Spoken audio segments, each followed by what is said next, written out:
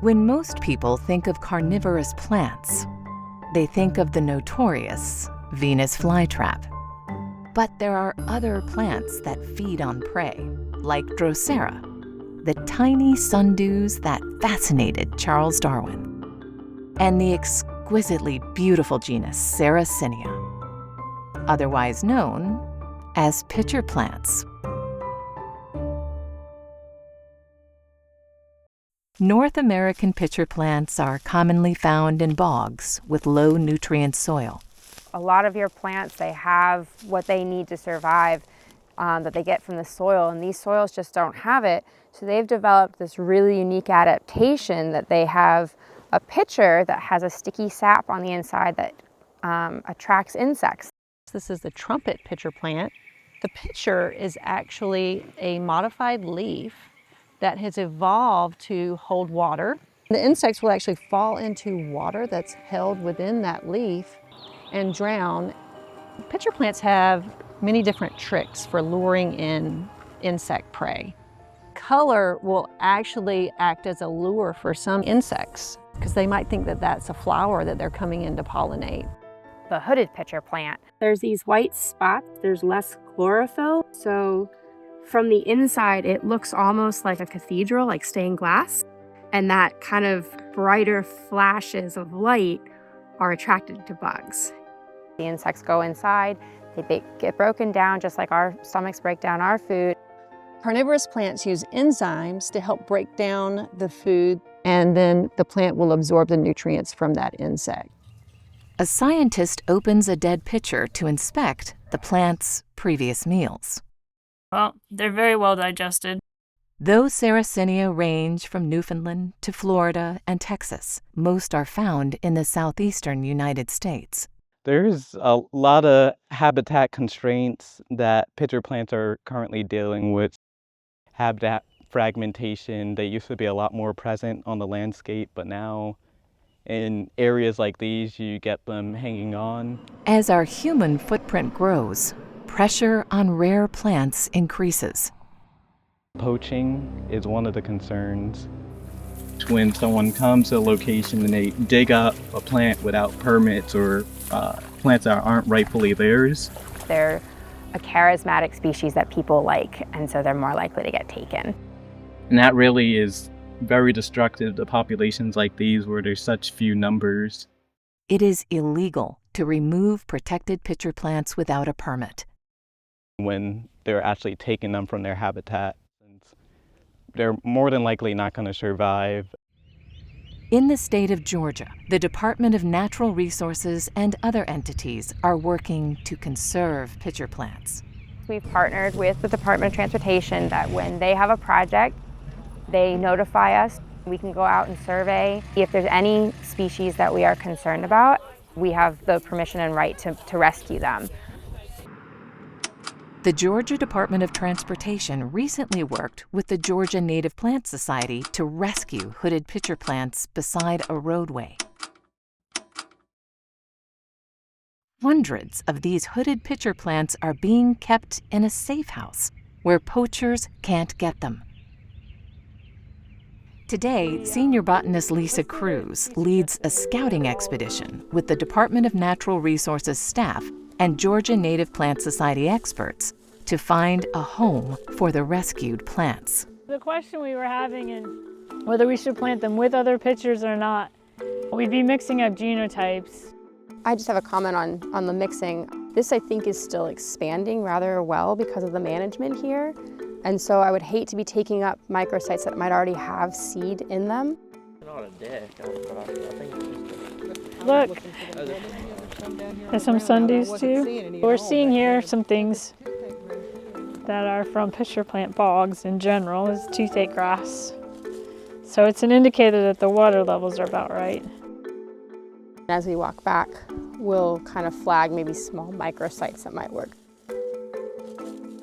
It's also important to get the pitcher plants into habitat managed by prescribed fire. Really nice, actually, Jacob, that you burned this, because we can really see them.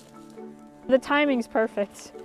Fire is really beneficial to these species because it keeps it nice and open. Places that don't get burned, there's not going to be any space for these plants to find habitat or sustain themselves. The relocated pitcher plants will still face challenges. So it takes a couple years to really establish how well they're doing. Assuming we have a normal, if not wet, year, we should expect 60 to 70% survival. A month later, a large team gathers at the Safe House in southern Georgia. Personnel from Georgia DNR, GDOT, and the Native Plant Society will plant the pitcher plants in a protected wildlife management area. The insects will come in and pollinate it, and then there'll be a seed pod form in there. Thank you all very much for coming. This particular project is a really big one. Our goal is to do about 200 pots today. This collaboration is really important to try and bring some conservation for the species. Who's going to be the official counter? The official counter? Oh, we do need a counter. Why don't you be the official counter? Oh, okay. There are dozens and dozens of plants to load up. They select the most robust plants for planting. If you aren't sure, just leave it.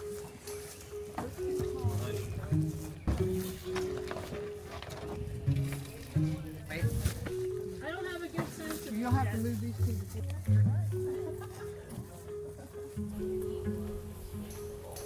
The convoy heads out.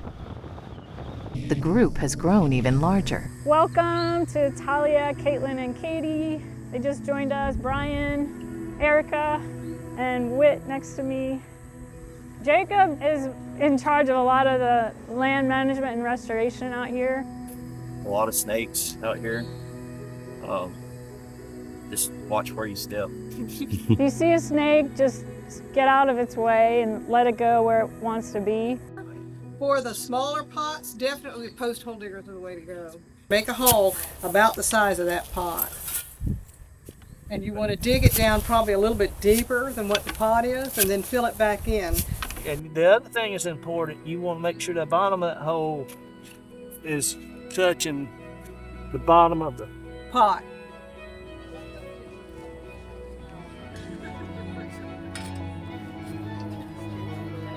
It's time to get to work. We need to go downhill about 20 feet. The weather's cooperating. It's a beautiful day.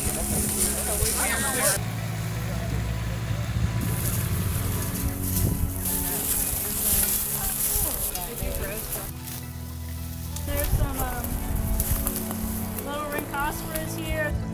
So this is a good spot, not only because the person in charge put a flag here, but because the ground is really moist, and this particular species loves to have wet feet.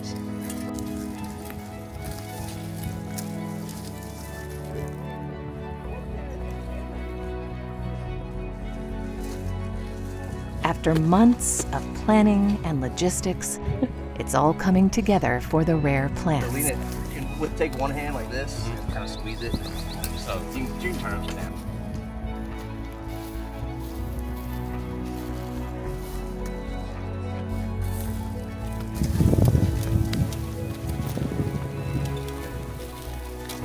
And finally, it's done. How many of the plants will survive in their new habitat? Only time will tell. But it's a promising start, thanks to the people and organizations dedicated to their conservation.